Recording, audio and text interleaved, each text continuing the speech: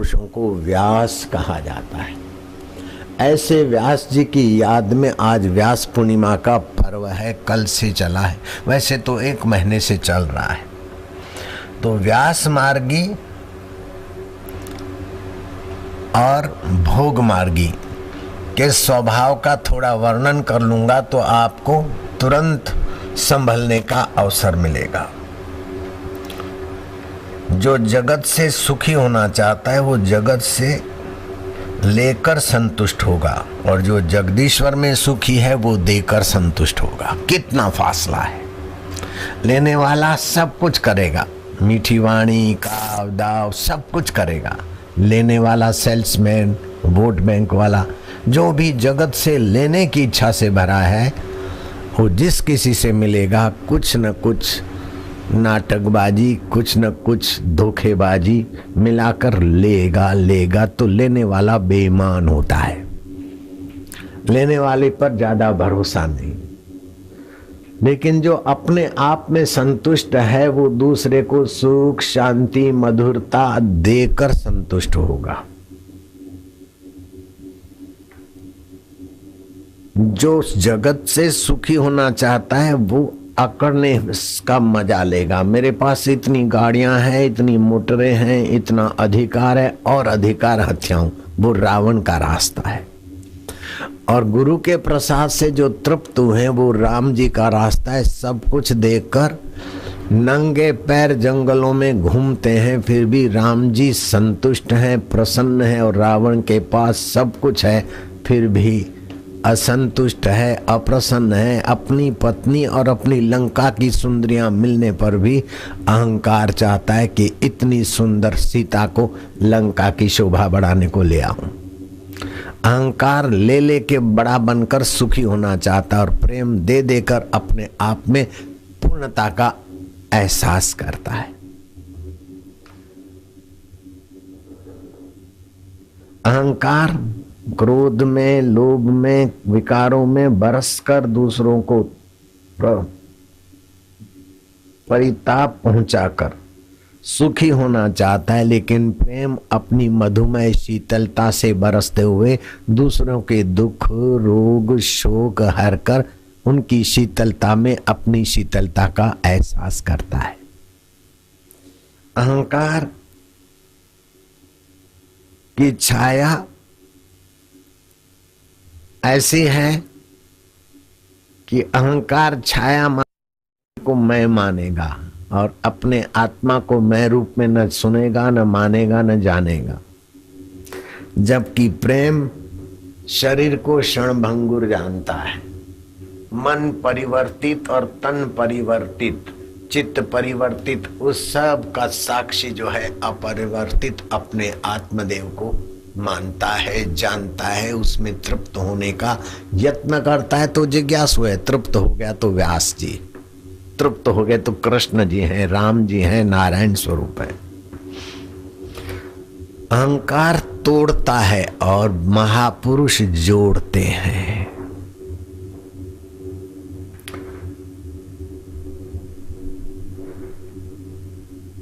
अहंकार अपनी अहंकार की छाया से हमें विक्षिप्त और वासनावान करता है, लेकिन प्रेम अपनी प्रभा से हमें विकसित और संतुष्ट, तृप्त और दानी निरअभिमानी करता है।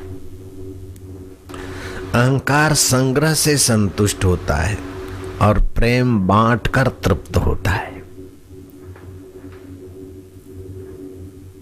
अहंकार बाह्य शक्ति सामग्री से बड़ा होना चाहता है और प्रेम परमात्मा प्रीति से पूरे बड़प्पन में अपने मैं को मिलाने में राजी रहता है। तरंग कितना भी बड़ा बने फिर भी सागर नहीं हो सकता, लेकिन छोटा सा तरंग अपने को पानी माने तो सागर तो वो खुद ही है।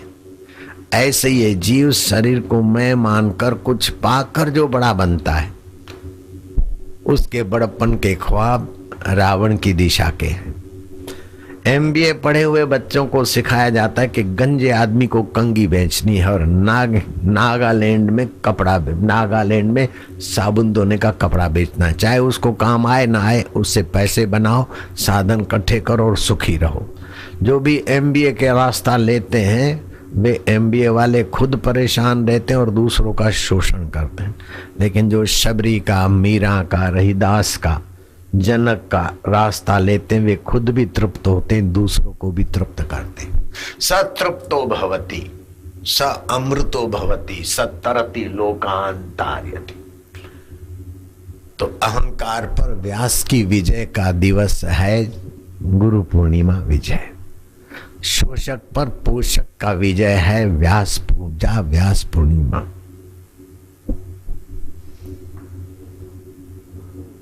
अहंकार लेने के अवसर खोजता है और प्रेम पोषने के अवसर खोजता है।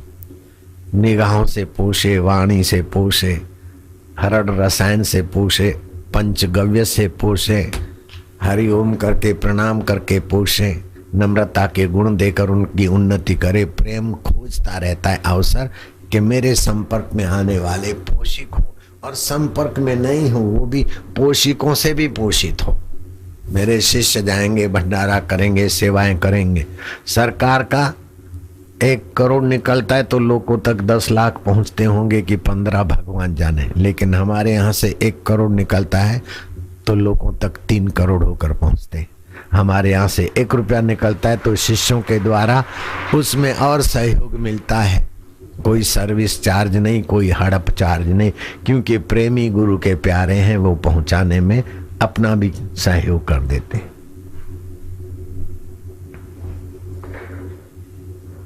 सब अहंकार सबसे आगे और विशेष होने में मानता है।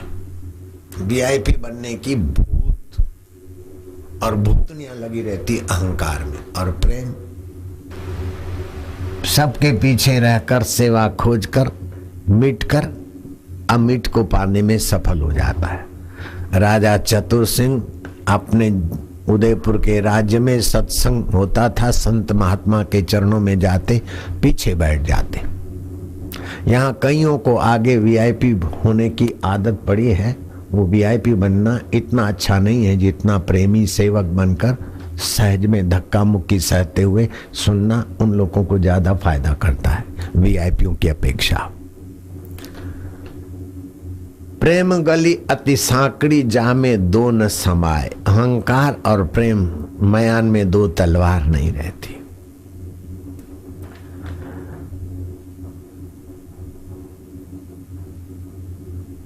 अहंकार सब कुछ पाकर बनकर सुखी होने की भ्रमणा में टकराते टकराते हार जाता है, थक जाता है।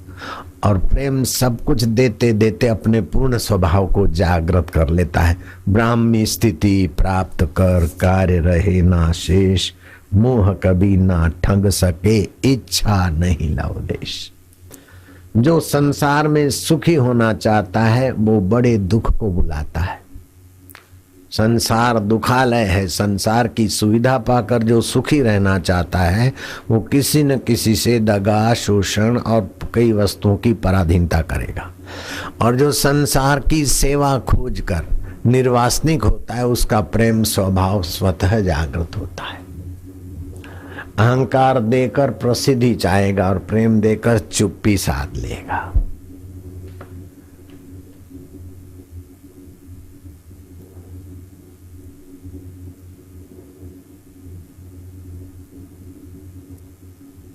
योग वशिष्ठ में लिखा है कि गुरु किसे कहा जाता है। कबीर जी ने तो कहा प्रथमा गुरु दाई जिसने नाड़ से जान छुड़ाई, दूसर गुरु माता जिसने पैपान सिखाया, तीसर गुरु जिसने शिक्षा दी, चौथा गुरु जिसने धर्म ज्ञान दिया, पंचम गुरु जिसने संसारी धर्म अर्थ काम और मोक्ष का रास्ता बताया, षष्ठम गुरु जिसने सुषुप्त शक्तियां जगाने के लिए योग सिखाया, और सप्तम गुरु जहां से आया उस ब्रह्म में पहुंचाया वो पूर्ण गुरु है। ऐसा पूर्ण गुरु छठे गुरु का भी काम कर लेगा, चौथे का भी कर लेगा, पांचवें का भी कर लेगा, तीसरे का भी कर लेगा। ऐसा गुरु अगर महिला है तो सातों गुरुओं का काम कर लेगा। जैसे मदालसा ठान लिया मेरे गर्भ से बालक पैदा हो और फिर दोबारा जन्मे तो धिक्कार है मेरे को मां बनने में। बच्चे का नाभि छेदन कैसे करना चाहिए 4 मिनट रुक के, बच्चे को कैसे संस्कार देने चाहिए सत्संग में सीखी थी। हर बेटे को ब्रह्मज्ञानी बना दिया। सातों गुरुओं का काम भारत की नारी ने कर दिखाया। अब सातों का न कर दे तो 6 का करे, 4 का करे, 5 का करे, 2 का करे। अरे एक सदगुरु का काम भी कई गुरुओं का काम हो जाता है। ये कथाएं तुमने सुनी है। आज सत्संग करने का समय इतना नहीं है जितना तुम्हें लाइन में लगाकर प्रसाद प्रसाद से नजीकी से दर्शन पर्शन तो हो गया, लेकिन और भी जो कल नहीं आए थे वे हाथ ऊपर करो। 5 दिन में एक बार ही लाइन में लगना ताकि नए साधकों का हक न मारा जाए। बाहर की प्रसादी इतनी मुख्य नहीं है जितनी सत्संग की। गर्ग संहिता में लिखा है,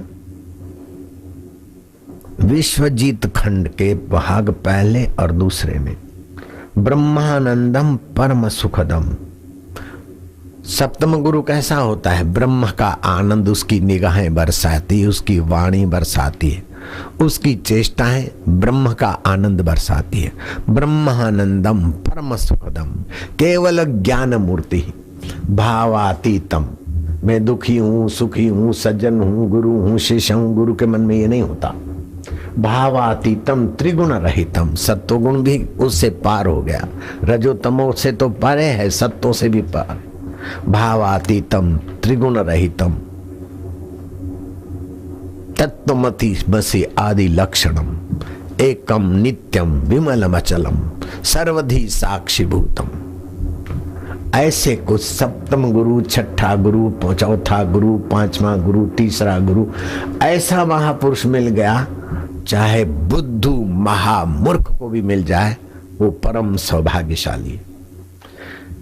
राजा अपने सत्संगी मित्र के साथ बात करते हुए जा रहे थे कि महाराज, राजाधिराज, ऐसे पूर्ण प्रेमी, पूर्ण तृप्त महापुरुष का दर्शन करोड़ों तीर्थों के फल को किनारे कर देता है, वर्षों की तपस्याओं को नन्हा कर देता है। ऐसे ब्रह्मवेता का दर्शन अनंत फल को देता है।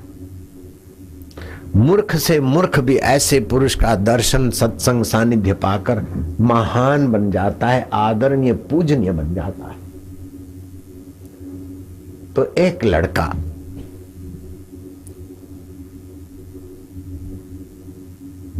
ऐसे बर्तन में तेल ले जा रहा था कि 10-5 कदम पर तो वो तेल बह जाएगा, इतना महामूर्ख था। राजा ने व्यंग में बोला, क्या है ये महाबुद्धिमान जो तेल कहाँ पहुंचेगा, ये कहाँ पहुंचेगा, इसको इतनी भी अक्ल नहीं है। 16-17 साल का बैल है, अगर इसको पूर्ण गुरु मिल जाए तो क्या इसका भी विकास हो सकता है क्या? तेल ऐसे दोने में ले जा रहा है कि दोना झर रहा है और इधर उधर देखता जा रहा है। घर तो क्या पहुंचेगा, आधे रास्ते से भी पहले तेल चट हो जाएगा। इसको ये भी पता नहीं कि तेल कितना डूब रहा है। क्या ऐसा महामूर्ख, विशेष मूर्ख, मूर्खाणाम शिरोमणि, ऐसे को ब्रह्मज्ञानी गुरु मिले तो क्या ये महान बन सकता है? अवश्य अवश्य राजन, संदेह ना करो, हो जाए परीक्षा। उस महामूर्ख को बस बस बस बस उस महामूर्ख को दीक्षा दिला दी, नरसिंह मंत्र मिल गया। ध्यान करो और जप करो। धीरे धीरे उसमें श्रद्धा का संचार कर दिया और भगवान की पूजा करते हो, एक टक देखते हो और गुरु का कहना मानते हो तो भगवान प्रकट हो जाएंगे। गुरु जी ने कहा है भगवान प्रकट हो जाएंगे, बात पूरी हो गई ना।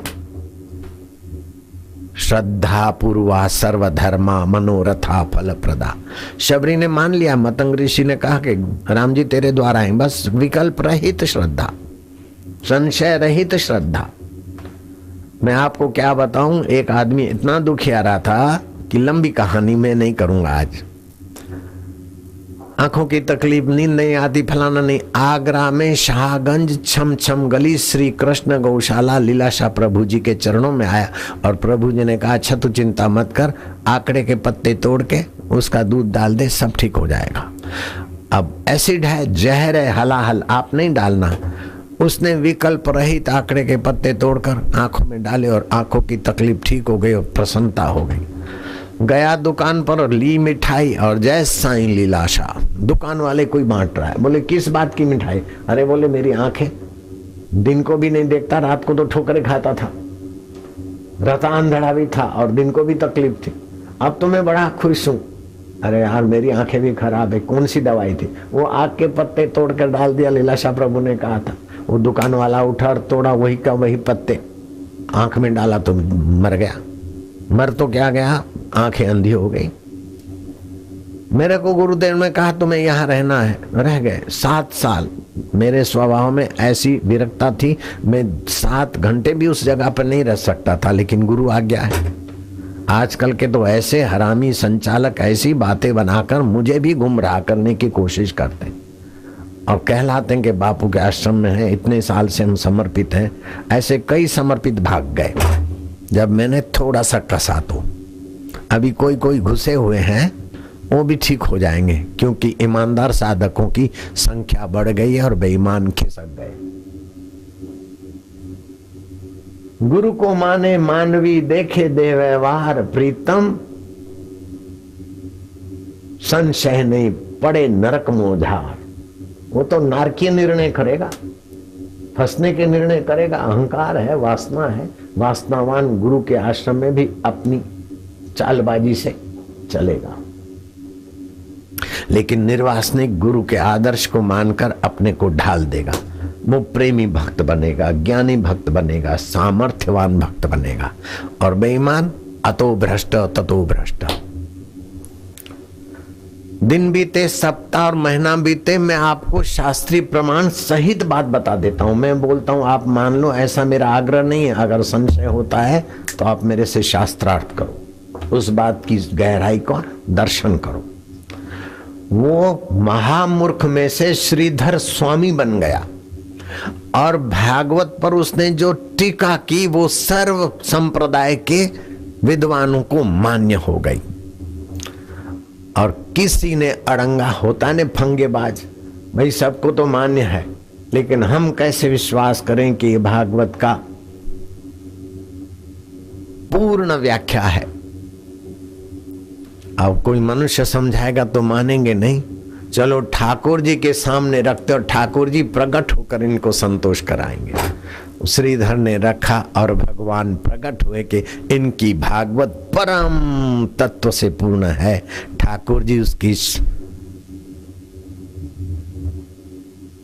साक्षी में प्रकट हो गए। बाद में चलकर तत्व ज्ञान के धनी हुए और गीता की व्याख्या लिख रहे थे। व्याख्या लिखते लिखते वो श्लोक आया, अनन्यश्चिन्तयन्तो माम ये जना पर्युपासते तेषाम नित्यभियुक्तानाम योगक्षेम वहाम्यहम्। जो अनन्य भाव से, अन्य में भी मैं अनन्य चैतन्य एक हूँ, इस भाव से मेरी भक्ति करता है, उसको कौन सी चीज चाहिए और कौन सी हटानी है, क्या माहौल चाहिए, उस सारे का बोझा मैं वहन करता हूँ। श्रीधर को भगवान पर दया आ गई कि जल्दीबाजी में अपने को बोझा उठाने वाला मजदूर लिख दिया। श्रीधर ने उस वचन को लकीर मार दी। स्नान करने गए, थोड़ी देर में 5 वर्ष का घिंगरूले बाल वाला वो गोलचंद्र आया, सिर पर खिचड़ी उठाकर, हरी दाल और चावल। माताजी आज तुम्हारे घर में खिचड़ी बनाने को नहीं है। खिचड़ी समझ गए ना, चावल और दाल का मिश्रण लो, अयाचक व्रत है तुम्हारा। श्रीधर की पत्नी ने डाला डब्बे में और डब्बा छलका। लड़के को देखा, बेटा तू इतना छोटा सा पूरा डिब्बा भर जाए, इतनी खिचड़ी उठा के आया। अरे बोले मैं अपने प्यारों की खिचड़ी तो क्या उठाऊं, सब बोझा उठाता हूं। तू बोझा उठाता है अभी से, क्या मजदूरी करता है? हाँ बे, मैं उन्हीं का मजदूर हूं जो अनन्य होते हैं। क्या अनन्य? माता जी तुमको पता नहीं चलेगा। तेरे बाप कहाँ है? बोले कोई भी बन जाए। तेरी माँ का नाम क्या है? कोई भी बन जाए। तो क्या करता है? बोले मैं बोझा उठाता हूं, मुझे इसमें आनंद है। रहता कहाँ है? बोले सब जगह। अरे तू क्या बोलता है? तेरे को देखकर दिल गुदगुदियां हो रही है, लेकिन तेरी बात में कोई दम नहीं लगता है। बोले सारे दम मुझी से चलते हैं, श्वासोश्वास मुझी से चलते हैं, सारे दमदार जो है मुझी से होते। तो क्या बोलता है? अच्छा तो लगता है, लेकिन तेरी बात समझ में नहीं आती। बोले समझ बुद्धि तक की होती है, सारी दुनिया की बुद्धियां पूरी हो जाए फिर भी मुझे नहीं समझ सकती। तो तू कौन है? अरे मैं कौन हूं? मैं दिखता भी हूं और नहीं भी दिखता हूं, सब कुछ हूं और कुछ भी नहीं हूं।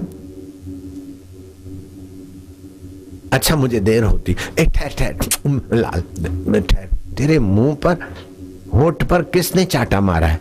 बोले तुम्हारे पति देव स्नान करने गए ना, मेरे मुंह पे चाटा मारते हुए गए। आप श्रीधर की पत्नी चौंकी कि मेरे पति इतने महान भक्त राज, और भगवान तो नहीं पता था। निर्दोष बच्चा जो खिचड़ी ले आ रहा, नहीं तो भूखे मरते रात को। पति आया, तुरंत प्रश्न किया कि आप निर्दोष बच्चा जो खिचड़ी उठा कर लाया, हमारे को तो पता भी नहीं था, और डब्बा भर गया, ये डब्बा देखो। उसके मुंह पे चाटा क्यों मारा आपने? श्रीधर ने कहा ये क्या बोलती? बोले ये देखो खिचड़ी भरी हुई है और ऐसी ऐसी बातें थी, सारा वर्णन करा। श्रीधर समझ गए कि मैंने उनके गीता के वचन पर लकीर मारी, माना मैंने उनके मुंह पर चाटा मारा। त्राहिमाम करते हुए क्या गीता की सच्चाई है। जीसस चले गए उस 400 वर्ष के बाद। रुक जाओ बस, मजहब चलाने वालों ने बाइबल लिखा और नया करार बदलाहट होती आई।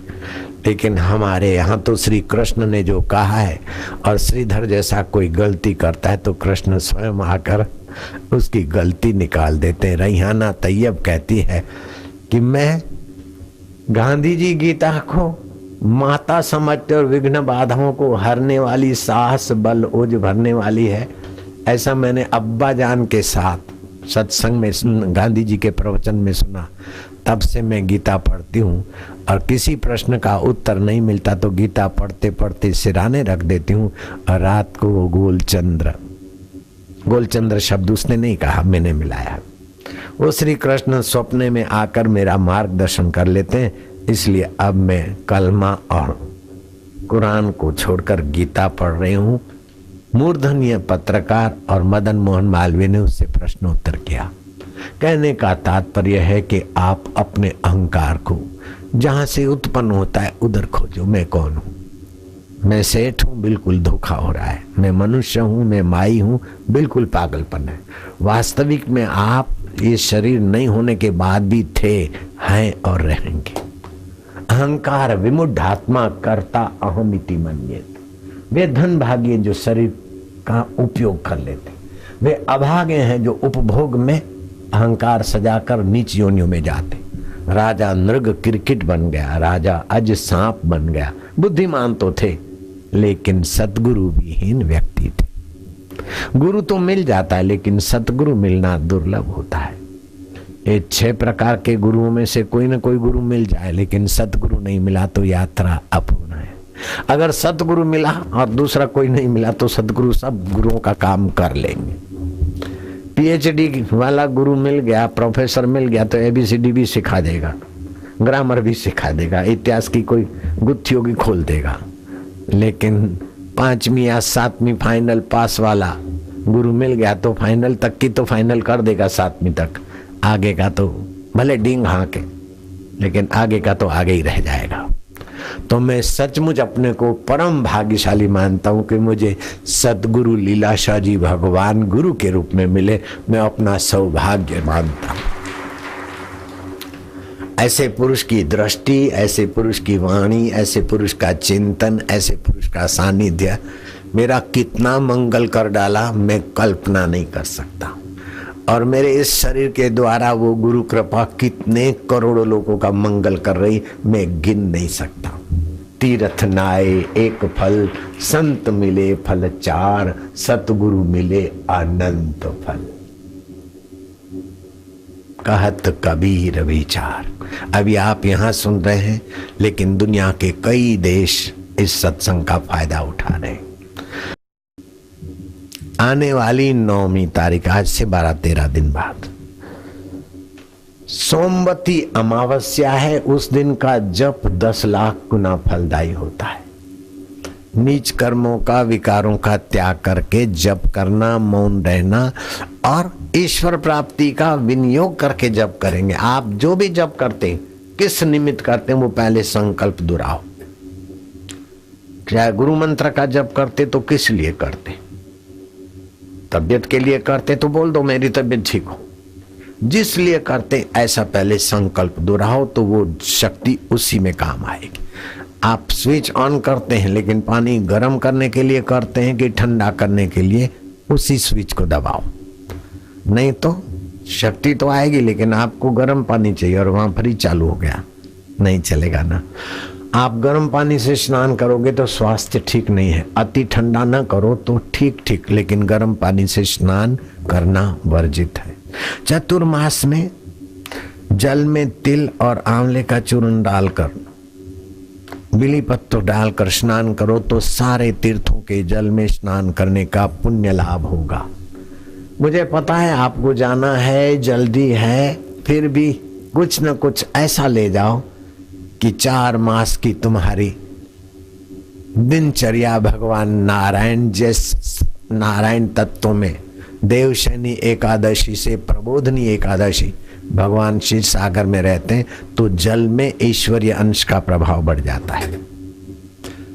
तो उस ईश्वरीय अंश को और सजाग करने के लिए जौ तिल की चुटकी डाल दी, बिली पत्ता मिले तो ठीक है, नहीं तो हिंदुस्तान से ले जाओ बिली पत्ते का पाउडर। बिली पत्ते 6 महीने तक बासी नहीं माने जाते और पाउडर फिर पानी में डालो तो फिर वही वैसे हो जाते। अरे मेढक, मरे हुए मेढक का चूर्ण डालो तो फिर मेढक बन जाते हैं। तो शिव जी का प्रसाद बिली पत्ता फिर से बिली पत्ता का फायदा दे तो क्या आश्चर्य है। जिसको इस सीजन में वायु प्रकोप होने की संभावना है तो भुजंग आसन करने से कैसा भी वायु दोष हो, घुटनों का हो, ये हो, सीधे लेट गए और हाथ ऊपर किए, जैसे फन चढ़ाता है ना सांप, ऐसे अपना सिर ऊंचा किया, नेत्र ऊंचे किए और पीछे सीधे लेटे। भुजंगासन आप लोग जानते हो, नहीं तो जो जानता है अभी यहां करके दिखा दे भुजंगासन। जल्दी करो, वहीं दिखा दे, जल्दी करो, एकदम जल्दी करो। उधर को मुंह करोगे।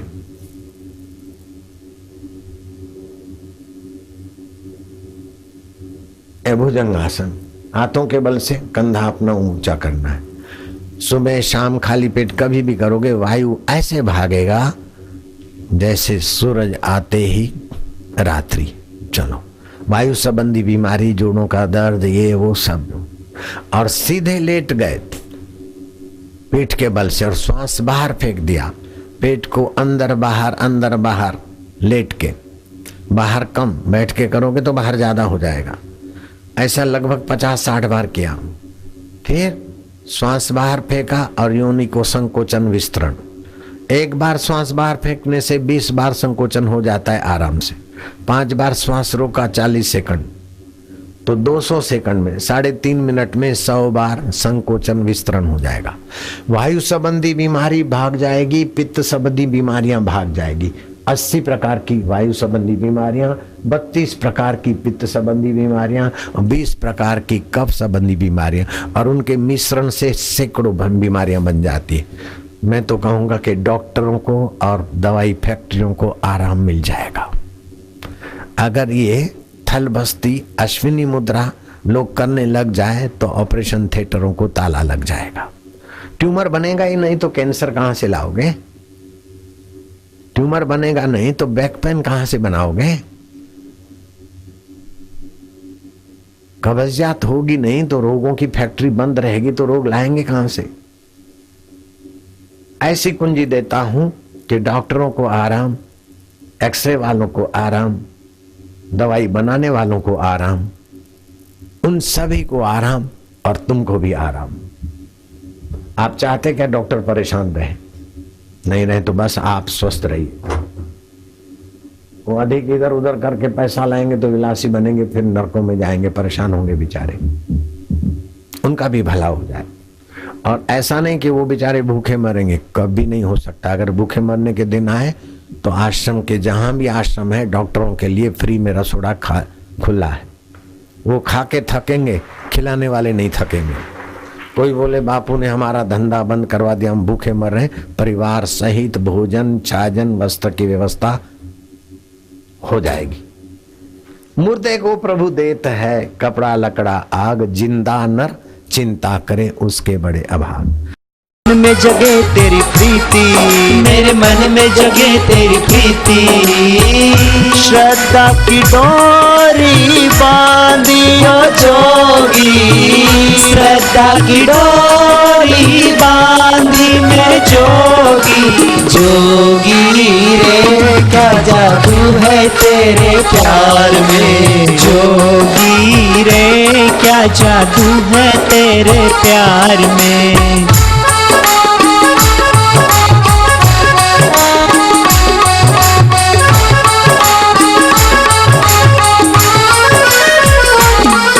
तेरा प्यार खींच के लाया, तेरा प्यार खींच के लाया, तूने ऐसा ज्ञान सुनाया, तूने ऐसा जादू सुनाया।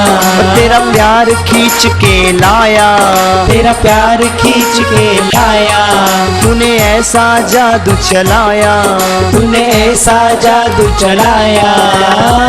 दुख चिंता को भगाया ओ जोगी, दुख चिंता को भगाया मेरे जोगी।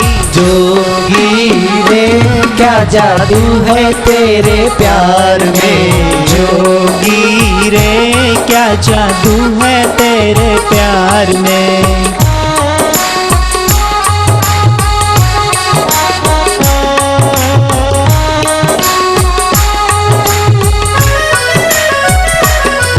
तेरे दर पे जो आ जाए, तेरे दर पे जो आ जाए, तेरा सत्संग वो पा जाए, तेरा सत्संग वो पा जाए। जन्म मरण मिट जाए ओ जोगी, जन्म मरण मिट जाए ओ जोगी। जोगी रे क्या जादू है तेरे प्यार में, जोगी रे क्या जादू है तेरे प्यार में।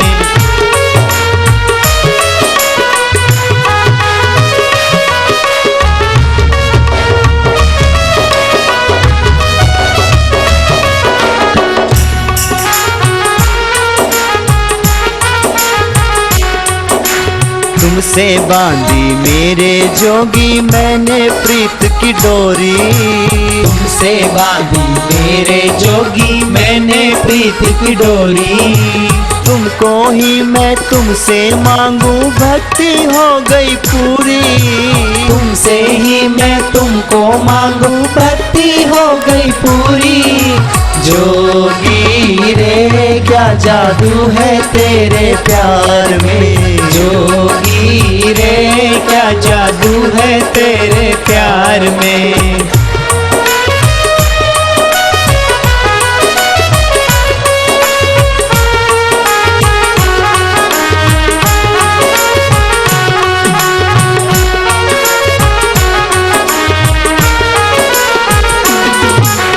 ज्ञान की ज्योति तुम हो जलाते, भक्ति सुधा पिलाते। ज्ञान की ज्योति तुम हो जलाते, भक्ति सुधा पिलाते। आनंद आनंद सबको आता, दौड़े दौड़े आते। आनंद आनंद सबको आता, दौड़े दौड़े आते। जोगी रे क्या जादू है तेरे प्यार में,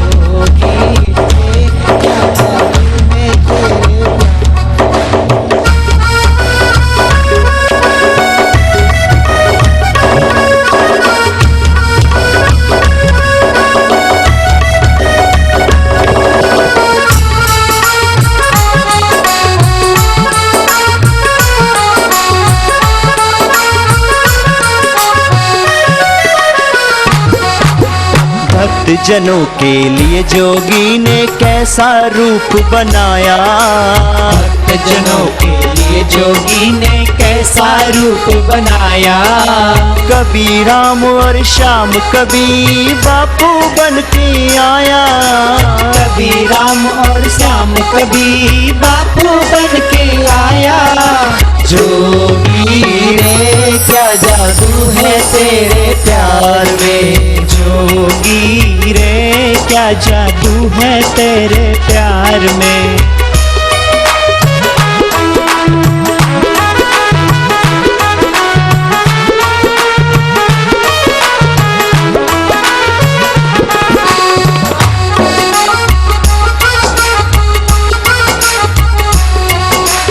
मस्ताना जोगी आया है अंतर शक्ति जगाने। मस्ताना जोगी आया है अंतर शक्ति जगाने। अमृत ज्ञान का प्याला लेकर चला है सबको पिलाने। अमृत ज्ञान का प्याला लेकर चला है सबको पिलाने। जोगी रे क्या जादू है तेरे प्यार में। जोगी रे क्या जादू